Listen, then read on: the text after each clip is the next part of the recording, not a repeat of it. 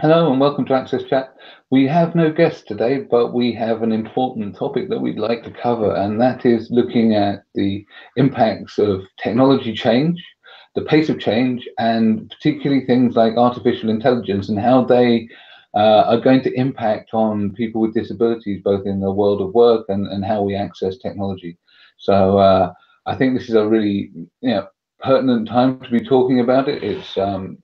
These are topics that are live in discussion across the technology world.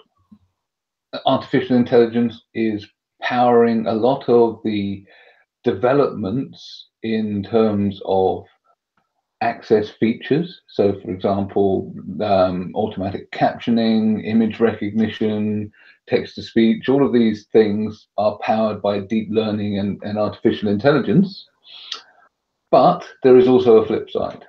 And this is something that Debra and I have just been talking about, and that is that the likelihood is that automation is going to take away low-level jobs, and that a lot of people with disabilities often are in lower paid, lower skilled jobs, and therefore we need to be thinking about what we can do to reskill people, to teach people new skills, and to mitigate the potential downsides of this massive technological change.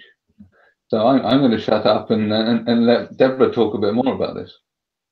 Well, and it's an interesting dilemma because we don't really. I had the pleasure of interviewing Vince Cerf on my program, Human Potential at Work, and he was saying, well, and of course he said it much better than this, but we don't really have artificial intelligence yet. We have machine learning. It's all machine learning, which I just thought was interesting because I never thought about the distinctions between those two. So then you think about artificial intelligence and the value it's going to bring to our community of people with disabilities. And you named some of them, people that are deaf using sign language. There's some technology opportunities there so that we could break down some of the barriers. So there's robotics are helping people. There's so many positiveness about technology. But at the same time, anytime you talk out, a lot of times when you're talking about artificial intelligence on social media, people will pop up and say, yeah, but they're going to take away all the jobs. And recently I started working on this project where they're looking at artificial intelligence and how does it tie into people like my daughter with Down syndrome, Sarah, with intellectual disabilities. Is artificial intelligence or machine learning taking away positions that they traditionally have held? And is a problem that we know we all have is that people with disabilities are often, if they are employed, they're underemployed, and we're not really tapping into the abilities that they bring to the table. And this is not just a problem for people with intellectual disabilities. These are people with neurodiversity. These are people that are blind. Can blind people use the computer? What? So I know that there's still all this information and misinformation out there, but I do think it's interesting that we're now looking at it really a little bit segmented as well. That, okay, so if we're going to, technology is going to take away jobs that people with different disabilities currently have, what does that mean? How do we train them? How do we retrain them? How do we truly, which I think we have a real opportunity to do, how do we truly tap into what a person's abilities are? So I'll pick on you for a second, Neil, in that whenever you were starting out in your career and you were, the first couple of jobs you had didn't make a bit of sense for who you are. You are, Antonio and I will agree that you're a visionary. You look at the world very differently. You can be hard-headed. You can be there's so many amazing, complicated things about who just you are as an individual, right? So as you learned to take your dyslexia and actually use it as a benefit to society. Now, ATOS is really lucky to have both you and Antonio working for them on their team and all these amazing other people. So how do we really value the neurodiversity of who we are? We've had some guests talking about it, Nancy Doyle and others. But I do think it is so interesting to think about these issues from the perspective of how do we make sure that people with disabilities are not going to become accidentally disenfranchised as we do this. Well, And yeah, go ahead. so I think for people like me, since you're picking on me, the likelihood is that it's going to be very helpful, because I'm not in the kind of job where I'm doing that low level stuff. So I'm privileged and lucky to be in a sort of job where lateral thinking is important. And what artificial intelligence or machine learning and automation will give to me is likely free me up from some of the mundane tasks that I struggle with. Right, So right. things like scheduling, managing the bulk of the information that is flooding in, and helping make more order and sense out of the huge amount of data that even I'm receiving on a personal level. So that I think that that's really something that's going to help me, and I think that certainly, the conversations that Antonio is having online, are taking a very broad angle, looking at the benefits and pros and cons of what machine learning and artificial intelligence can bring to the workforce. And Antonio's network is much more connected to this than ours. I agree. And before I'm going to now pick on Antonio. So you look at Antonio, who is English is not his first language. He, like so many other Europeans and not Americans, he speaks multiple languages. And so the artificial intelligence, the machine learning actually can benefit Antonio, where English or any other language, Chinese is not his first language. So maybe he's not as robust of a writer or whatever. And so I think that brings another opportunity at the same time. All opportunities, maybe they're the yin and yang, but I just wanted to, and like you said, I love the conversations that Antonio's audience are having about artificial intelligence and machine learning. And there are a lot of people joining it, but let me be quiet and turn it over to Antonio. No, if you remember, with the beginning of the smart phones, and when the phones became more available to everyone, and we were able to observe that technology that was able to support people with disabilities end up becoming cheaper and more accessible to everyone. So that happened, a couple of years ago. I think what we are going to see now is the technology in terms of machine learning and artificial intelligence. It will go in the same way. It will become easier to use, and I think it will be a second kind of after what happened with the smartphone.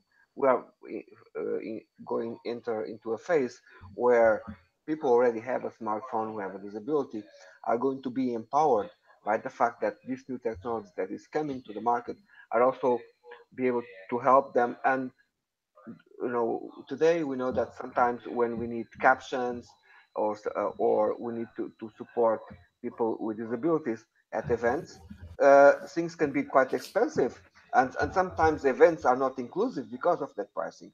And I see that some of the technologies that are going to come are going to be able to empower people with disabilities and make us all more inclusive in the way how we engage within the different communities. Which is a great point. Yeah, I think it's lowering that cost, and making this kind of technology ubiquitous is reducing the friction to delivering inclusive experiences, events, etc. It's to put on a conference with captioning, signing, making sure that you've got all of the kind of physical access that is required for everyone, quiet spaces for people who are or neurodiverse, autistic, maybe needing somewhere where they can cope with the overstimulation. there's a huge range of different needs. And if you're a small organization looking to put on a conference, it can actually be quite daunting to look at all of the things that you need to do. So I don't try to beat people up about this, but I think that actually some of the technologies are going to make it a lot easier. Certainly, you know, the quality of some of this stuff, because it's been around for a few years now, is significantly better. It's still not perfect, and I think that's what Vint was saying when he was alluding to it being machine learning rather than artificial intelligence, because it still makes boo-boos. It's not really intelligence. It's based upon decision trees and algorithms that are, so it's only the really sort of high-end stuff that is using deep neural networks that is getting towards being really intelligent. And I think a lot of the rest of the stuff is, you know, it has the facade of being intelligent. We create in jokes for Siri, and you know, we give Cortana a bit of a personality. We anthropomorphize the technology to make it feel more human, but that doesn't necessarily make it intelligent. Right, which is, it reminds me of driving. I'm using the Google Maps and I'm driving down the road, and Google Maps tells me you need to go this way. And I'm like, I'm not going to go that way. That's not the right way. I would never go that way. And so I choose my way, and I run into this massive traffic jam. And my partner, Richard Strite, said to me one time, Debra, just out of curiosity, you know that Google has all of this road data ahead of you that you don't have. I'm just curious why you're arguing with your GPS. Just curious. And I said, well, I would never go that way. And finally, I figured out Google is smarter than me. It has more data than I do. And I've actually stopped fighting with my my GPS. And when Google says, go this way, and I sometimes I use Waze and sometimes I use Google Maps, but I finally figured out it actually, you know, knows more than I do. And so maybe I'll just trust it and not fight with it, since it's not going to fight back with me anyway. It's a machine, Debra. So you sort of reminded me of that when you were talking about it. But I also want to do a shout out for Enabling, the Enabling Conference in Washington, D.C., which both you and I have attended before, Neil, and I will attend again this year. And we need to get Antonio there. Yeah. But one thing that I would say about that conference is that they're really good about including diverse speakers. And I know that I always help them with accessibility because I really like G3ICT. And they will have speakers that are deaf, and then they'll have many deaf audience members. Well, when you do that, to make sure that you are accommodating the speakers in the audience, it takes more people with sign language, and there are rules that you have to follow. And quite frankly, it's another expense. And so I remember when we first started doing this, I think this is their 7th or 8th conference, but they were like, Debra, we're not sure how to do this. And so what are other conferences doing? And so I actually reached, and I'm not going to name these conferences, I reached out to some well-known disability conferences in the United States. And I said, hey guys, how are you accommodating your speakers that are deaf and the audience members that are deaf? What are you doing, and who are you using? And and this is why I'm not naming them, said, well, it's too expensive, so we don't invite speakers that are deaf. I'm like, what? What do you mean? You're a disability conference. What? Nope, we don't do it. It's too expensive, Debra, so we don't do it. And I thought, oh, that's bad. That's bad. So in other words, we are cutting out these experts because we don't want to take the time to make things accessible. It made me very sad. So then I also became that much more proud of Enabling. Now, Enabling Conference is not the only one doing it. There's also some other really good examples. But, you know, the deaf community often don't really identify with the disability community. They just, you know, they speak a different language. And I totally get that and respect that. But we're leaving them out. We're not even inviting them to be a speaker because it's a hassle for us. that I think that's absolutely the wrong decision. And so once again, this artificial intelligence and machine learning can help us with this. But what we have to really figure out how to do, which I think AXSchat helps. I know that the work Antonio does and that Atos supports, and also Siemens is supporting, is changing these conversations and inviting people to the conversation so that we can say, well, really, do you think that's the right way to handle it? You're not going to bring in a really qualified, amazing speaker that is deaf because it's going to be a little bit more expensive. What? So I think there's the opportunity to continue to change the conversations, but we have to stop just speaking to ourselves and continue to expand the conversation beyond just the disability community, which I believe both of you two are doing a really good job of expanding the conversations. No, Deborah, what I know, even at a social level, there are two websites that we both know well. We all know well, Eventbrite and Meetup, and every day that hundreds of events all over the world on Meetup on Eventbrite. We're talking about informal meetups where people meet to socialize and to learn. We're not talking about an event that people organize with the purpose of an with some of them are commercial, but many are not. So if we are able to make this technology available, it will open the opportunities for people with disabilities to socialize at those events. Because we're talking about let's say a free meetup about cybersecurity here in the city where I live. Everybody is a volunteer. We can't. No, it doesn't make any sense to spend money just to make that accessible, for the reason that we are all there as volunteers. Nobody's making any profit of it. So, and being able to bring this technology to this type of events, it will open also opportunities for everyone to socialize, for us and for people who might need to understand what we are saying, deaf community or others that can join us. And it's almost like when the technology is available, the barrier would disappear behind it. Right. Yeah. Also, I'm thinking about scale. And you talked about small scale, but lots of. I'm also thinking about the issues of scaling the humans that provide the services at the moment. It's impossible. There are not enough signers to go around. Right.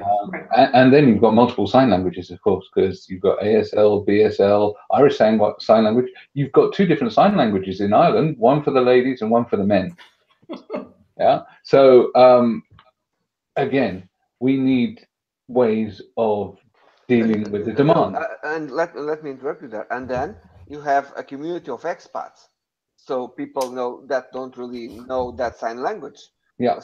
So you end up in awkward situations. Yeah. So it's another reason why there's a need for being able to use machine learning to be able to deliver some of this stuff.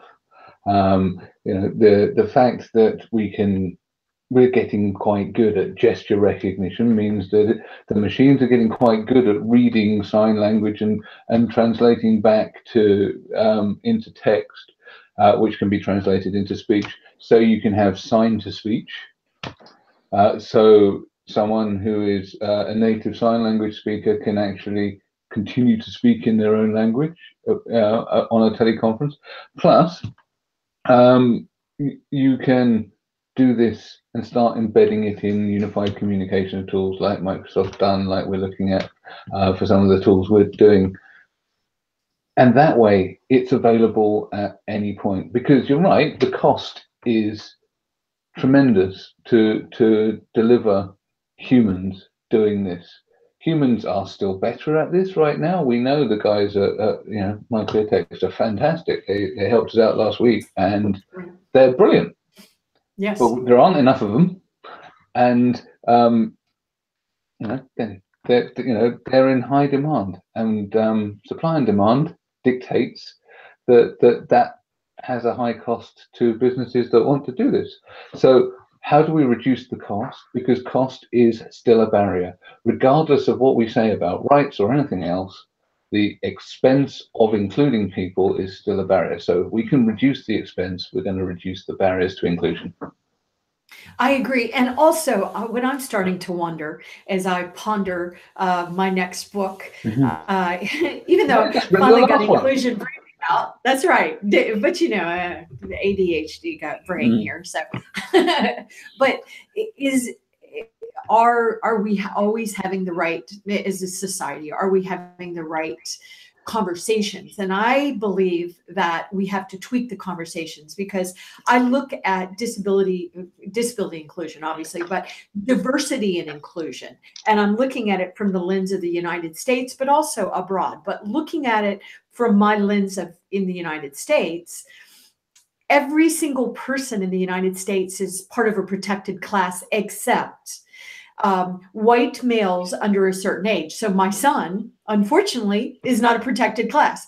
His girlfriend is a protected class. His sister's a protected class. And do we benefit from having a protected class? You know, then you start getting into all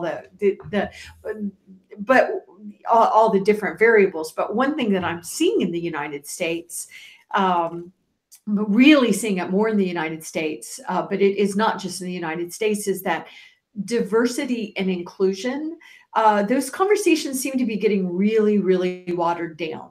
And a lot of the budget that was flowing to diversity and inclusion seems to have stopped. I've noticed that with disability and inclusion in the United States, since the beginning of the year, a lot of the business that was going to move forward stopped. There's a lot of disruption happening in the disability and the diversity inclusion space. And I'm just starting to wonder if the conversations don't dramatically need to change, because should we be talking about it, all these one-offs? Let's make sure we're including, you know, women. Let's make sure we're including people with disabilities. Let's make sure we're including LGBT. All these different ones. Or do we need to be having different conversations, which is what I'm starting to really believe.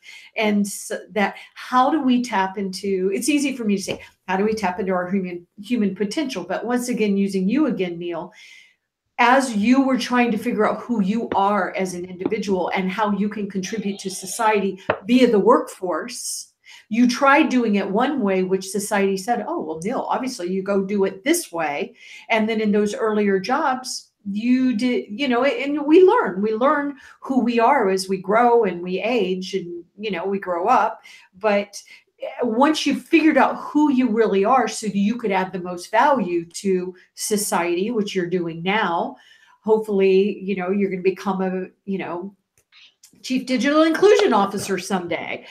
So it's interesting.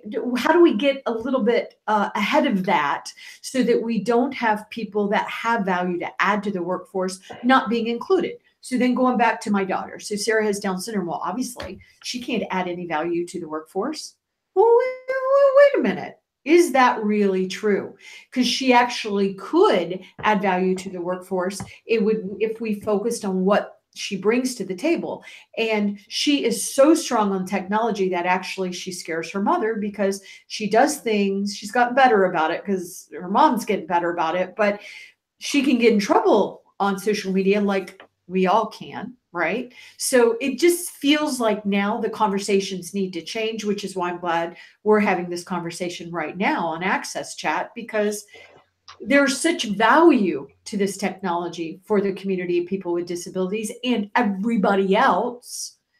But how do we, you know, make sure that, you know, that we're having the right conversations and we're giving them the right information? And Antonio, I know you wanted to make a comment, so let me turn it to you. No, well, because we've been seeing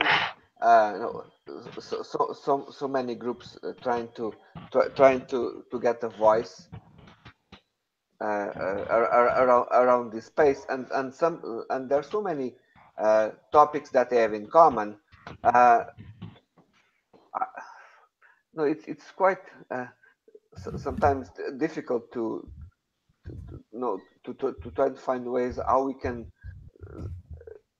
debate this in a way that instead of all being talking about, oh, you need to include me, we need to include that group, where actually this conversation talks more is more about the human condition and how the value that we all bring as humans.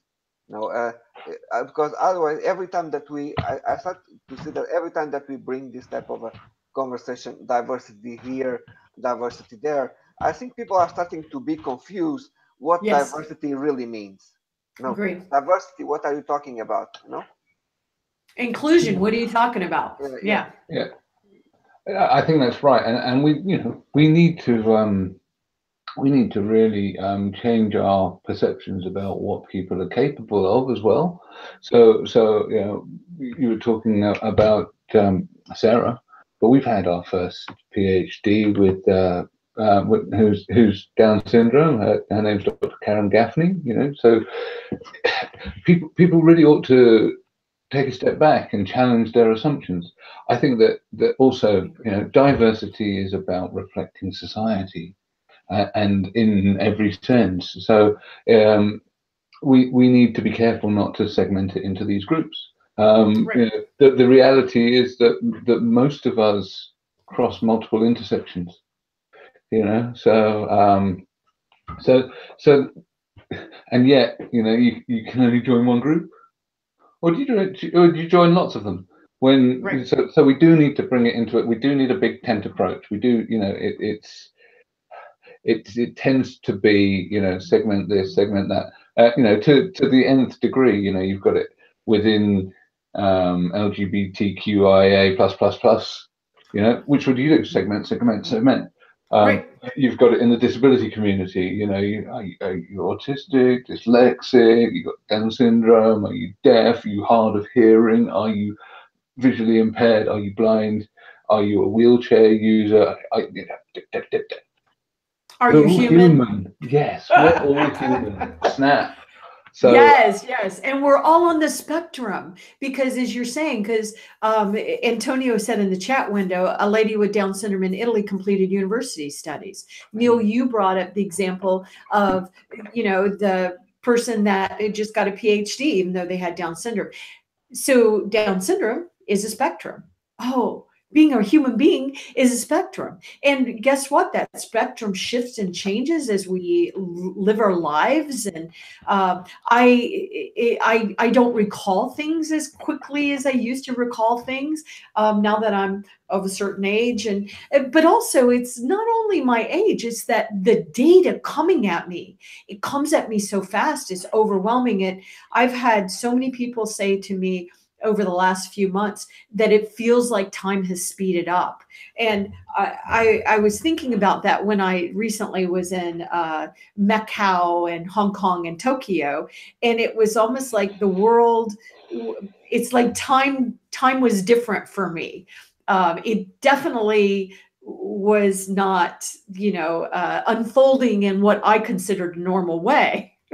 And so I think you're right in that. What is diversity? Diversity is a look at what is society, and we're all diverse, and there's benefits to our diversity.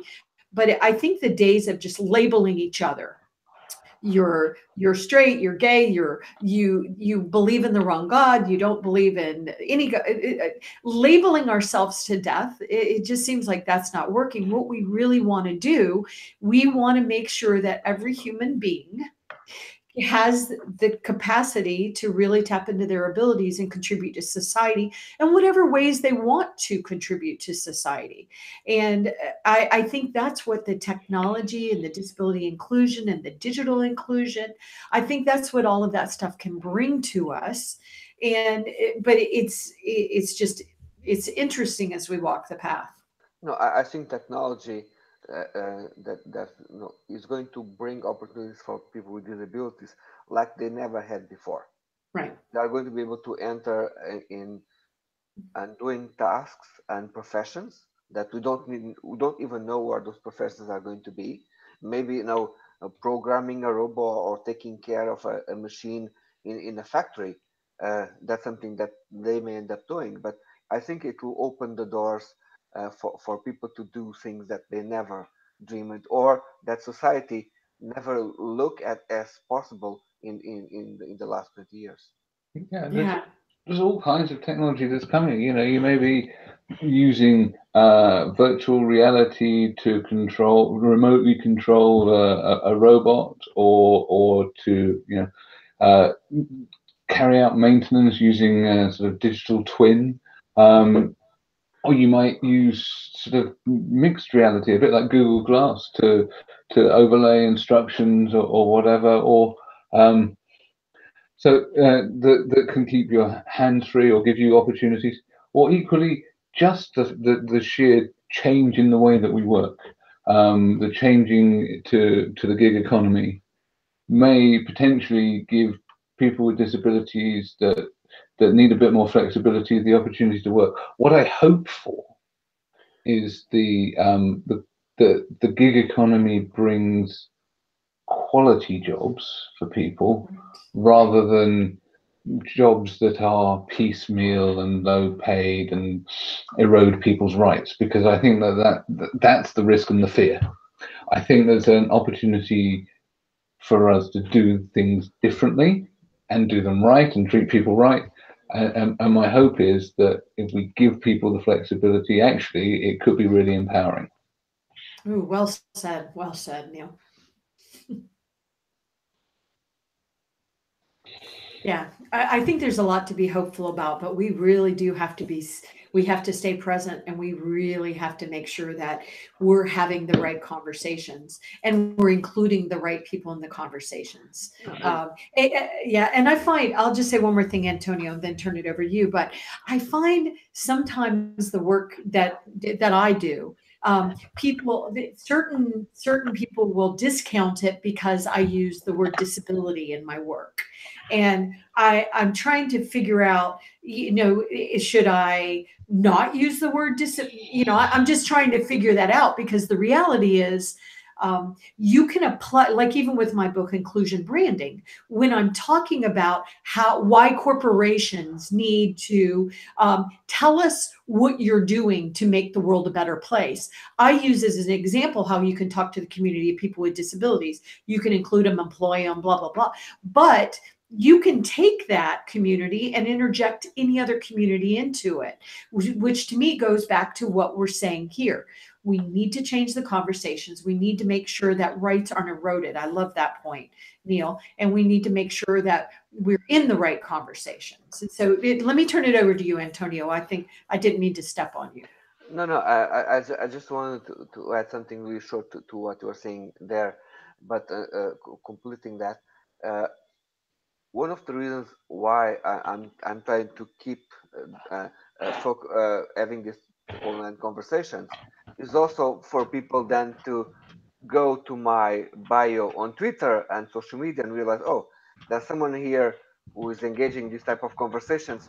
What type of work is he doing? What type of area is he in? And then they say, oh, accessibility. So what is accessibility? Why should we be talking about machine learning and accessibility?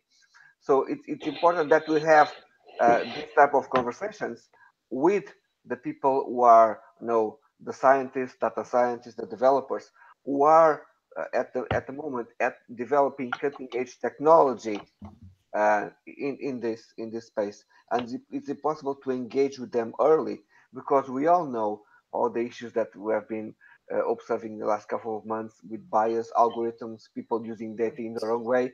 So it's important to have that conversations in a very early stage.